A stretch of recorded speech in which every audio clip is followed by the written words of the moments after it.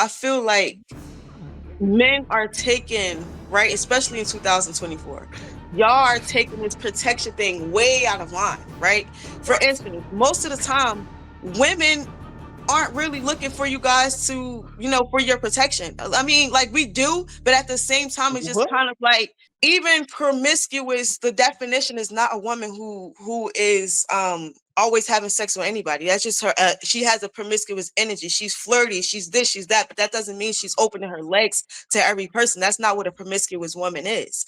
You get what I'm saying? So it's just kind of like even on the podcast, I don't necessarily see anything wrong with those type of conversations. You want to know why? Because a lot of times in marriages, right, people normally give divorce over money, and then men normally cheat from lack of sex. So if women are having these conversations, especially if you're in a relationship or marriage for 10 years, you're going to get tired of doing the same moves. So your woman, it's okay for her to go out in these conversations, right, and maybe get a little bit of different moves from these other women and then bring it back home to you. So I think that maybe sometimes you need to shift your paradigm a little bit and just be a little bit open to different ideas and different people, and then maybe you won't judge them so much, because that's what it's coming off as, you're judgy. And then I don't know your religious background, but there's a scripture that's saying don't be too heavily bound that you're no earthly good. You get what I'm saying? You have mistakes too. You make mistakes. Everybody makes mistakes. Everybody sin. Whether that person is being having a lot of sex, or whether that person is stealing or lying. Sin is sin. There's no greater sin besides the sin of the blasphemy. That's the worst one. Every other sin is equal to each other. So it's just kind of I'm just trying to understand the point. All right. Anonymous Ash, remember in the beginning when we were talking about black women being unprotected? Do you remember that part? I don't know who's talking. Who lips is moving? That's me right here. Okay. Remember we were talking about black women being unprotected in the very beginning?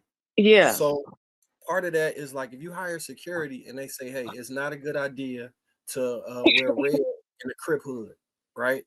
And they say, we gonna go here, just don't wear red.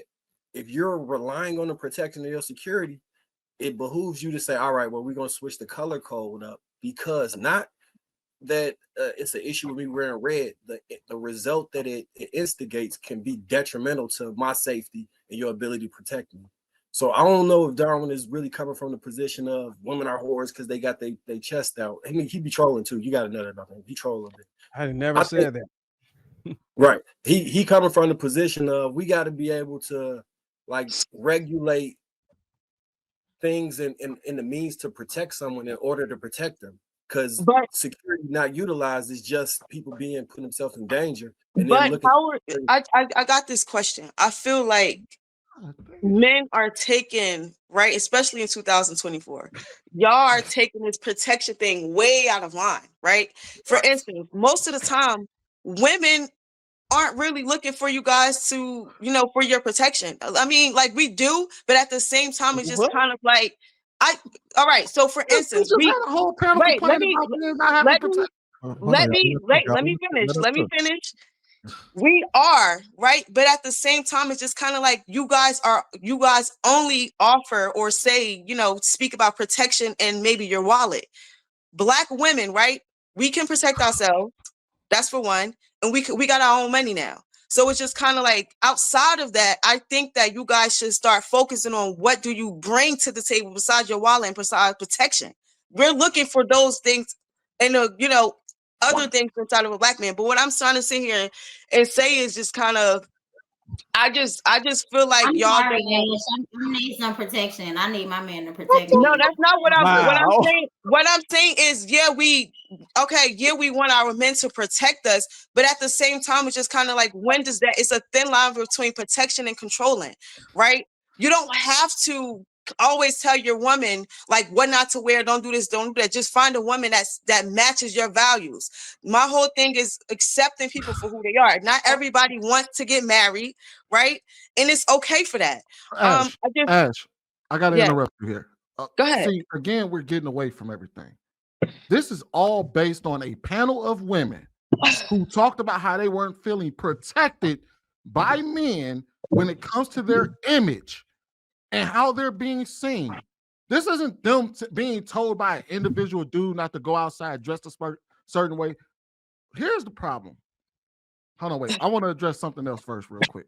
Go ahead, and then I want to First of answer that all, question. First of all, Bruiser was specifically asking questions because we started with these women being promiscuous, and then you made then you excused it by saying, oh, they were never taught, or they didn't understand, or they may have came from this space. So Bruiser was like, the whole point of his series of questions was to get to the bottom line that, yes, you knew right from wrong. You just decided to do what you wanted to do.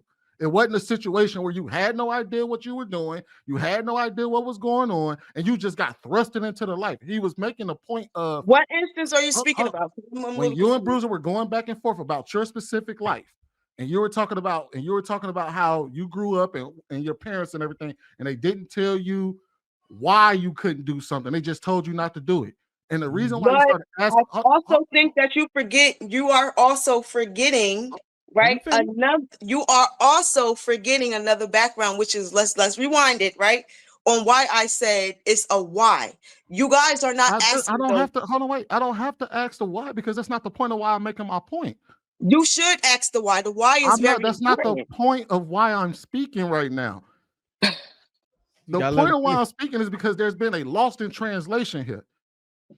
The loss in translation is that we're saying that Bruiser was shaming and all of this, when in reality, he was simply, when he asked you, did you have access to the internet? Okay, maybe you didn't have access to the internet. You grew up through the 90s and 2000s. Did you ever see TV shows that told you why something was wrong? And we saw, and I can tell you right now, from Disney to Fox to everything, we've seen plenty of content that showed us the why that we couldn't do something. We just ignored it. He never made hold on, wait. He never made the claim that because you did something that made you inherently a horrible person or a slut. He was simply saying you knew better and you did it anyway. Thank you.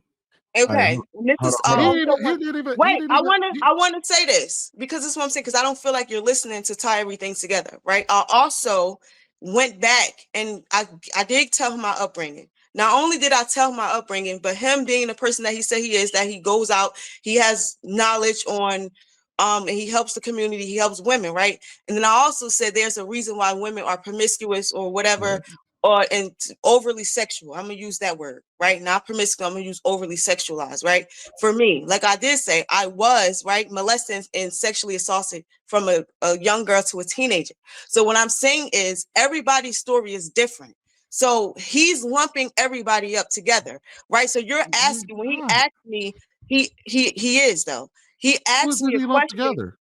He lumped all the women up together. Basically, no, he didn't. To me, that's what I got. Maybe not to you, but from my understanding, that's what I took in. Okay, right? let's go to get the conversation. All right, So I just wanted to finish it. So I was basically Ash. I'm listening. Go ahead.